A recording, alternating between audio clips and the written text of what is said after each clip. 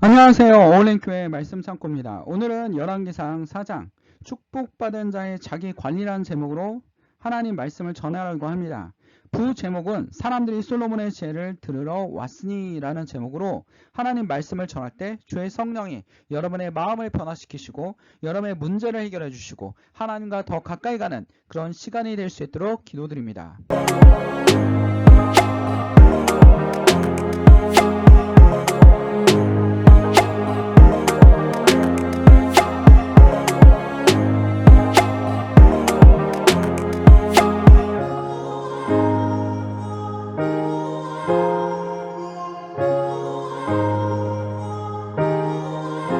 자, 열왕기상 4장 1절을 보면, 1절부터 조금 중요한데, 자, 무슨 얘기인가 하면, 1절을 보면, 솔로몬 왕이 이스라엘 왕이 되었다라고 되어 있습니다. 온 이스라엘의 왕이 되었다라는 겁니다. 그러니까 쉽게 말해서, 지금 이스라엘 국가들은 역사학적으로 봤을 때, 부족 국가에서 점점 무슨 국가가 되고 있습니까? 중앙 집권 국가가 된 겁니다. 솔로몬 때 와서 중앙 집권 국가가 된 게 뭡니까? 바로 솔로몬 시대입니다. 그러니까 완벽한 중앙집권 국가로 이제 발돋움하고 있다라는 겁니다. 기원전 몇 년입니까? 912년이면 상당히 빠르게 발전하고 있는 문화입니다. 기원전 12세기 때 우리나라 국가 형태도 뭐 정확하지도 않았는데 여기는 왕권이 강했고 그리고 그 왕권을 통해서 완벽한 중앙 집권 국가 되었습니다. 자, 솔로몬 시대에 굉장히 번창했습니다. 그 번창한 이유가 뭐였습니까? 솔로몬이 왕이 되자마자 하나님 앞에 저는 재능이 없습니다. 그러나 하나님께 완벽하게 의지하지 않았습니까? 그러면서 하나님께 예배를 했습니다. 1000번 제사를 드렸다고 하나님께 완벽하게 의지했습니다. 이 솔로몬이 축복받은 건 뭐였습니까? 하나님께 예배를 드렸다라는 겁니다. 자, 여러분 예배는 굉장히 중요합니다. 예배를 드리면 뭐냐면 오늘 은혜 많이 받았어. 뭐 이런 얘기하지 않습니까? 오늘 예배가 너무나 좋았어. 이런 분들도 계시고. 자, 예배는 누구한테 드리는 겁니까? 하나님께 드리는 겁니다. 하나님께. 여러분이 은혜 받는 시간이 아니라 하나님과 여러분이 소통하는 시간입니다.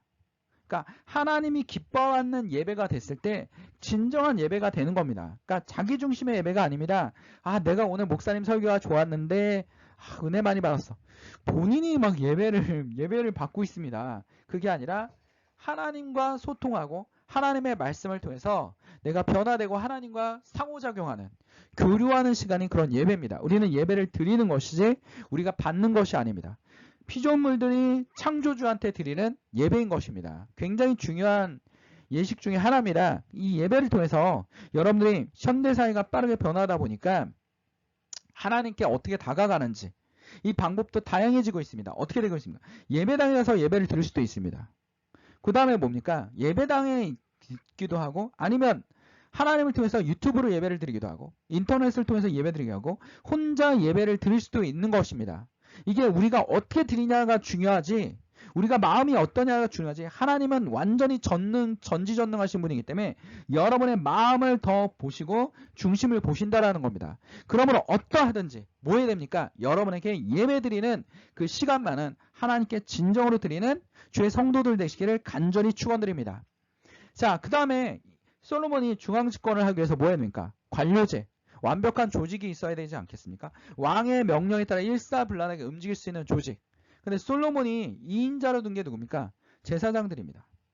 다윗 시대는 전쟁이 많았다면 솔로몬 시대는 안정화되고 있었기 때문에 제사장들입니다. 누굽니까? 사독의 아들 아시리아의 제사장. 아시리아 제사장이요. 사독과 아비아달도 제사장이요. 그 다음에 사봇의 그러니까 나단의 아들 사봇도 제사장입니다. 그리고 왕의 벗입니다. 왕의 벗이 제사장입니다. 하나님과 가까이 가기 위해서 조직화시켰다라는 겁니다. 하나님과 가까운 조직을 만들었다라는 겁니다. 좀 더 아쉬운 점은 뭐냐면 쭉 읽어보면 그러니까 본인과 굉장히 본인에게 업적을 많이 세운 사람들을 주변으로 세웠습니다. 그러니까 왕권을 강화하는 데는 굉장히 중요하지만 통합하는 데는 굉장히 쉽지 않다는 것. 그러니까 탕평책을 통해서 여러 지파의 사람들을 골고루 뽑아야지만 굉장히 국가가 굉장히 오래 갈 수 있는데 그 자기 중심으로 조직을 구성했다라는 겁니다. 그러나 이 솔로몬의 예배는 굉장히 중요합니다. 어떠한 관점이 중요하냐면 창세기 26장 25절에 보면 이삭도 어떻게 했습니까? 이삭도 그곳에 제단을 쌓고 그러니까 이삭도 가장 우선시한 게 뭡니까? 하나님입니다. 하나님입니다. 하나님을 우선시했다라는 겁니다. 본인이 다 할 수 있으면 뭐 하나님 필요하겠습니까? 본인이 다 하면 되지. 근데 이삭은 뭡니까? 저는 할 수 없습니다. 저는 피조물이니까 하나님께 제사를 드리고 그 여호와의 이름을 부르며 거기 장막을 쳤더니 가정을 꾸리고 이삭의 종들을 거기서 우물을 팠더라. 그러니까 경제적인 것을 얻어내기 시작한 겁니다. 그러니까 첫 번째 우리가 주의 하나님의 사람들이 하나님의 종들이 해야 될 일이 무엇입니까? 바로 하나님께 예배하는 것입니다. 하나님께 예배하고 하나님께 기도하고 하나님과 상호작용하고 하나님이 기뻐 받으신 찬양을 하고 그리고 뭡니까? 거기다 장막을 치고 가정을 기르고 공동체를 만듭니다. 그리고 뭐합니까? 경제적인 것을 하는 것입니다. 이게 바로 뭡니까? 하나님께 나아가는 방법입니다. 하나님께 축복받는 방법입니다. 하나님께 축복받는 방법은 무엇입니까? 하나님께 예배하는 것입니다. 자, 그 다음에 좋은 것은 다 어디서 옵니까? 야고보서 1장 17절에 보면 온갖 좋은 은사는 다 하늘에서부터 온다. 아버지께로부터 내려온다라는 겁니다. 좋은 것은.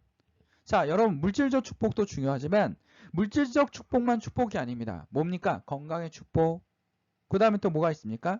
마음의 평화가 있어야 되지 않습니까? 막 물질은 넘치는데 나중에 어떡합니까? 자살합니다.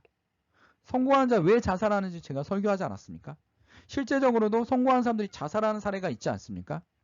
이런 걸 통해서 우리가 알 수 있는 건 무엇입니까? 알 수 있는 것은 물질이 전부가 아닙니다. 뭐가 전부가 아닙니까? 정신적인 막 우울증도 있고 뭐 이런 거에 대해서 평화가 있어야 되지 않을까? 우리가 인생의 평화가 있어야 되지 않겠습니까? 그래서 우리가 누가 필요합니까? 예수님이 필요한 것입니다. 하나님이 필요한 것입니다. 여러분 마음속에 뭐가 있어야 돼요? 하나님이 있어야 됩니다. 하나님이 있어야 됩니다. 하나님이 있어야지만 하나님께 가까이 갈 수 있다라는 겁니다. 하나님께 기도하고 예배하는 주의 성도들이 되시기를 간절히 축원드립니다. 자, 4장의 내용을 보면 전체적으로 뭡니까? 솔로몬이 번창했다라는 겁니다. 자, 유다와 이스라엘 인구가 바닷가에 모래같이 많게 되고 그러니까 먹고 살 길이 많아지니까 인구가 증가한다라는 겁니다. 인구가 증가했다는 건 경제적으로 굉장히 좋아졌다라는 겁니다. 솔로몬이 그 강으로부터 블레셋이라는 땅에 이르기까지 애굽 지금까지 땅까지 넓혔습니다. 여러분 솔로몬 시대의 영토가 가장 넓습니다. 그러니까 여기가 터키가 있고 여기가 아프리카 대륙이 이렇게 있지 않습니까? 그 다음에 여기 아프리카 대륙에서 여기가 이제 홍해가 있고 여기가 사우디아라비아 반도 그 다음에 여기 페르시아만 여기 석유가 엄청나게 터지는 페르시아만 여기가 터키입니다. 터키가 있고 요 지역에 여기 가장 그 당시에 강대국이 누구였습니까? 이집트 아니었어요. 이집트였는데 이 이집트의 이쪽 지역 여기가 지중해라는 바다입니다. 지중해 이 지중해 이쪽을 거의 다 차지하는 그런 왕국이 됐어요. 그러니까 사울 때보다 훨씬 더 나라가 커졌고 다윗 때보다 훨씬 더 커졌습니다. 최고의 전성시대를 누렸습니다. 그러니까 다윗의 토대를 통해서 다윗의 믿음을 토대로 솔로몬이 또 하나님께 제사하고 무릎 꿇었더니 더 많은 축복을 하나님께서 주셨습니다. 왕으로서 역할을 다할 수 있도록 본문을 열어주셨습니다. 다윗이 모든 나라를 다스리는 솔로몬이 사는 동안에 그 나라에 조공을 바쳤다. 그러니까 주변에 이 당시에 기원전에 얼마나 부족 국가들이 많았겠습니까? 예수님 탄생 시대도 부족 국가들이 있었습니다. 부족들도 많았고. 근데 이 시대는 더 많았겠죠. 그럼 부족 국가들이 어떡합니까? 당연히 이런 왕권을 강화했던 중앙집권 국가에게 조공을 바칠 수밖에 없는 겁니다. 그러니까 앞서 나가는 국가가 되었다라는 겁니다. 그러니까 이집트만큼은 아니었지만 이집트와 동맹을 맺고 앞서 나가는 국가가 되었습니다. 솔로몬 그 기반을 통해서 뭘 만들었습니까? 하나님의 성전을 지었다라는 겁니다. 성전을 지었습니까? 하나님이 이뻐하시는 일 많이 했다라는 겁니다. 솔로몬이 처음에는. 솔로몬이 하루에 음식을 가는 밀가루는 30그루요. 뭐 하면서 뭐 먹는 것까지 이렇게 정확하게 기록을 해놨습니다. 굉장히. 그러니까 기록도 굉장히 앞서 나갔던 겁니다. 솔로몬이 그 강 건너편의 답사로부터 기사까지 모두 그 강 건너편의 왕을 모두 다스림으로 그가 사방에 둘린 민족과 평화를 누렸으며 사방에 있는 모든 나라와 평화를 누렸습니다. 그리고 여기에 유프라데스 강이라든지 이런 강을 끼고 있었습니다. 지금 솔로몬이 사는 동안에 유다와 이스라엘 단에서부터 브엘사바에 이르기까지 모두 포도나무 아래 무화과 아래 평화히 살았다라는 겁니다. 평화롭게 살았습니다. 솔로몬 시대는. 근데 솔로몬이 뭘 증가시키냐? 26절부터 잘 보면 병과 말, 외양간에 4만이요. 마병이 12,000명입니다. 군사력을 기르고 있지 않습니까? 군사력을 키우고 있습니다. 군사력을 키우면 백성들이 뭐예요? 군역을 지어야 되지 않습니까? 군대를 가야 된다는 겁니다. 그러니까 백성들이 그만큼 군역의 의무가 늘어나고 있었고, 그 다음에 여기서 27절을 봅시다. 그 지방 관장들의 각각 자기가 맡은 달에 솔로몬 왕과 왕의 상에 참여하는 모든 자를 위하여, 그러니까 솔로몬 궁전을 위하여 먹을 것을 공급하는데, 이 먹을 것이 누구한테 옵니까? 부족함이 없게 하였으며 백성들에게 오는 거죠. 백성들에게 세금이 징수되고 있었다는 겁니다. 또 그들이 각기 직무에 따라 말과 준마에 먹일 보류와 걸, 그러니까 이 엄청난 군사력이 있다 보니까 이 군사력을 유지하기 위해서 또 백성들에게 세금을 걷어들였다라는 겁니다. 세금을 걷어들였는데 경제적으로 번창이 있기 때문에 그만큼 세금이 들어와야 합니다. 근데 후대 기록에 의하면 여러분 어떻게 됩니까? 솔로몬 이후에 나라가 두 동강이 나지 않습니까? 그 두 동강인데 북이스라엘의 10지파가 붙어버립니다. 그리고 두 지파만 솔로몬 아들 르호보암한테 붙습니다. 유다와 베냐민 지파만 붙습니다. 근데 이들이 뭐라고 기록하고 있냐면, 당신 아버지가 줬던 멍에를 우리에게 짊어지지 않게 한다면, 그러니까 부역이나 노가다나 그 다음에 또 뭡니까? 궁전 지려면 막 노역했는데 이 솔로몬이 어떡합니까? 말년에 외국인 아내들이 워낙 많다 보니까 이 아내들과, 많은 나라의 아내들과 결혼한 이유는 뭐예요? 결혼 동맹을 통해서 국가를 안정시키기 위해서 결혼 동맹을 한 겁니다. 그러니까 본인의 생각대로 움직이기 시작한 겁니다. 군사력도 키워놓고 결혼 동맹도 하고 또 그 아내들을 위해서 엄청난 또 사치스러운 막 궁정과 그들이 가져왔던 우상 종교들 다 받아들이지 않습니까? 그러니까 다양성을 존중하기 시작한 거죠. 다양성을 존중하는데 그게 종교, 하나님과 멀리하는 종교를 존중하기 시작한 겁니다. 우상 숭배를 하기 시작한 겁니다. 그러다 보니까 계속 백성들에게 뭡니까? 부역을 부과하고, 막 궁전 져야 돼.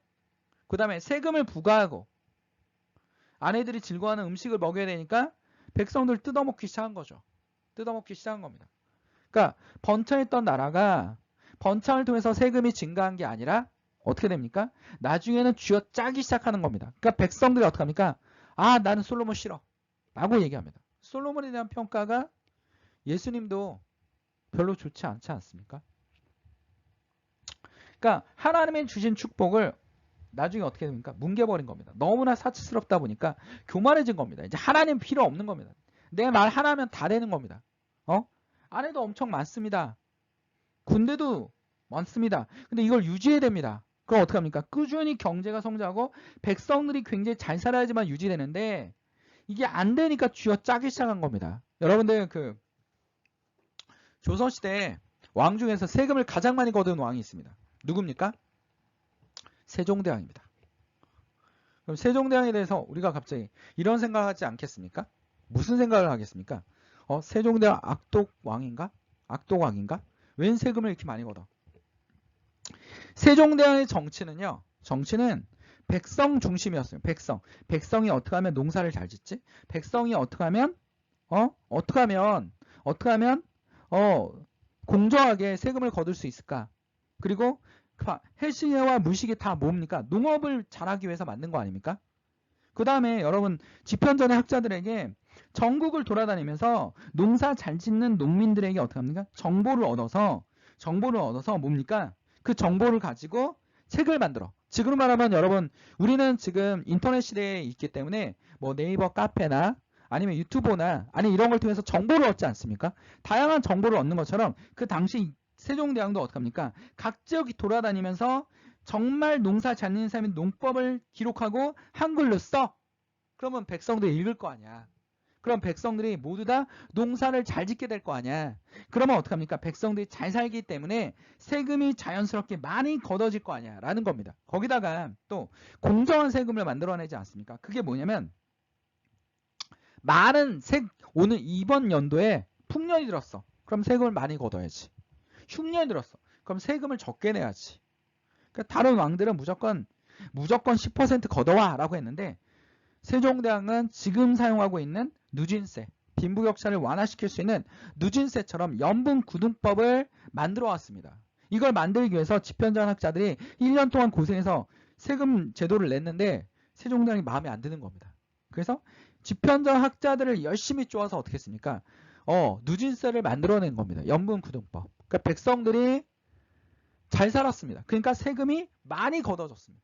그래서 가장 많이 거둔 왕이 세종대왕입니다. 그러니까 백성들이 잘 살아서 세금을 많이 거둔 건 정말로 왕에게 유익한 겁니다. 백성들이 축복을 받은 거죠. 근데 세종대왕은 이 솔로몬은 처음에 번창했습니다. 그 번창함에서 백성들이 꾸준히 잘 살아야 되는데 쥐어 짰다라는 겁니다. 쥐어 짜다 보니까 어떡합니까? 솔로몬 하면 지겨워 하고 나라가 다시 분열되는, 다시 중앙집권이었다가 다시 훈일국 점점 쇠퇴하는 그런 모습을 보였다라는 겁니다. 하나님께 축복받은 사람들이 솔로몬에게 솔로몬의 교훈을 얻을 필요가 있습니다. 뭡니까? 끝까지 잘하는, 하나님께 끝까지 잘하는 사람이 돼야지 어떻게 됩니까? 축복의 사람이 되는 겁니다.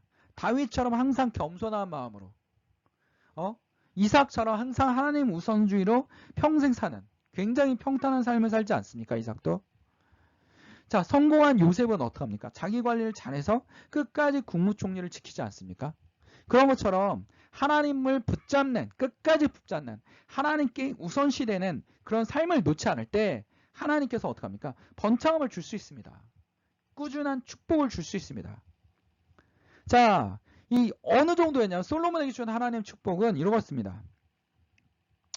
잠언 3000가지를 말하였고, 그러니까 막 책이 막 쏟아진 겁니다. 각 분야에 뛰어났습니다. 뭐 식물, 그다음 짐승과 새, 조류, 포유류, 물고기까지 모두 다 정리하고 사전을 만들 정도로 지혜가 굉장히 뛰어났다라는 겁니다.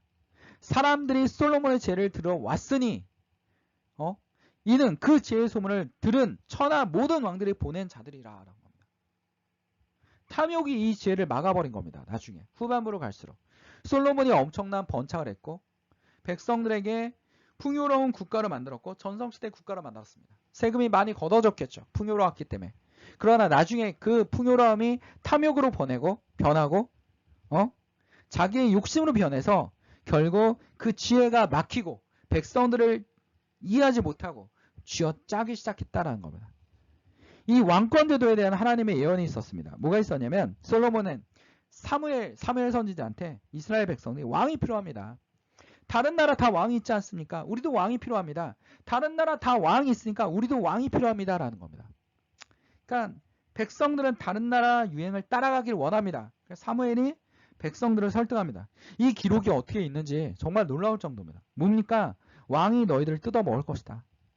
왕권이 유지되면 한 사람에 집중되기 때문에 어떡합니까? 너희를 노예로 만들 것이다. 너희 자녀들이 다 갖다 바치냐고 끝이 없이 이루어질 것이다. 라고 이 문제점을 미리 다 얘기했습니다. 사무엘 선지자가. 왕은 그런 존재다. 너에게 문제점이 있다. 분명히 백성들이 시민 중심의 나라가 아니기 때문에 왕이 한 곳에 권력이 집중되면 너희들도 그의 노예가 될 수밖에 없다라고 분명하게 얘기하고 있습니다. 이 놀라운 말씀이 있었는데 이스라엘 백성 들었습니까? 안 들었습니까? 안 들었습니다. 지금은 유행 따라가길 원합니다. 우리도 뭐가 필요합니까? 왕이 필요합니다.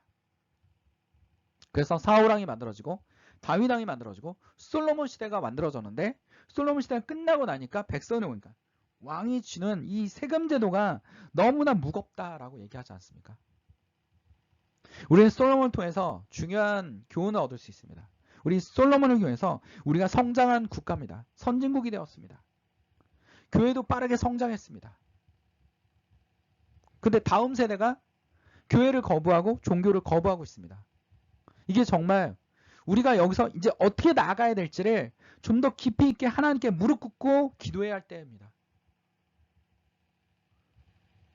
하나님의 뜻을 분별할 수 있는 그런 입장에 서 있어야 된다는 겁니다. 지금의 조직이, 교회의 조직이 지금 다음 세대 안에 맞는지 그것도 우리가 좀 생각해 봐야 됩니다.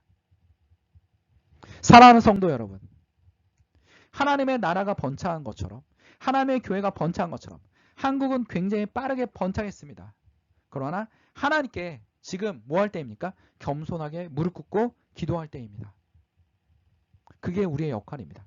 여러분은 성공했습니다. 근데 이제 내 뜻대로 다 할 수 있어. 하나님 필요 없어. 집어 던지는 그런 시대가 되면 솔로몬처럼 어떻게 됩니까? 분열이 되는 겁니다. 결국 망해 가는 겁니다.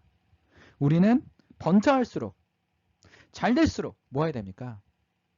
약자들을 돌아보고 가난한 사람들을 돌아보고 주변에 도울 사람이 없는지 살펴보아야 되는 것입니다. 그게 우리의 역할입니다.